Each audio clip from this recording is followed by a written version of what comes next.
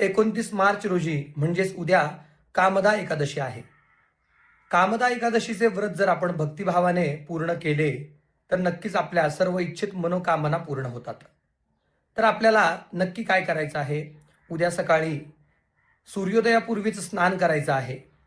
त्यानंतर आपल्या घरच्या देवांची पूजा करायची आहे.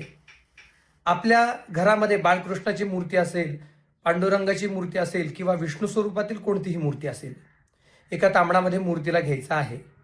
सर्वप्रथम आपली जी काही इच्छित कामना असेल हातामध्ये पाणी घेऊन ती देवांना सांगायची आहे. ते पाणी खाली तांबडामध्ये सोडून द्यायचं आहे. नंतर बाळकृष्ण असेल किंवा जी कोणती मूर्ती असेल त्या मूर्तीवर दुधाने अभिषेक करायचा आहे. एका ग्लासामध्ये दूध घ्यायचं आहे. त्याच्यामध्ये आपल्याला थोडीशी हळद घालायची आहे आणि ओम नमो भगवते वासुदेवाय नमः या मंत्राचा 108 वेळा जप करत ते दूध घालून अभिषेक करायचा आहे.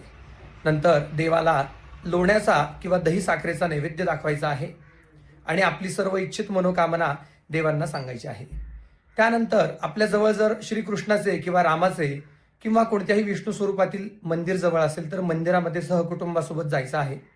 आपली जी मनोकामना आपण सकाळी संकल्पात घेतलेली आहे तीच देवांना सांगायची आहे आणि मंदिरात बसून ओम नमो भगवते वासुदेवाय नमः या मंत्राचा 108 वेळा किंवा 21 वेळा कृष्णाय वासुदेवाय हरये परमात्मने प्रणतः क्लेशनाशाय गोविंदाय नमो नमः या मंत्राचा जप करून देवाची प्रार्थना करायची आहे. आपल्या सर्व इच्छित मनोकामना पूर्ण होतील. श्री स्वामी समर्थ.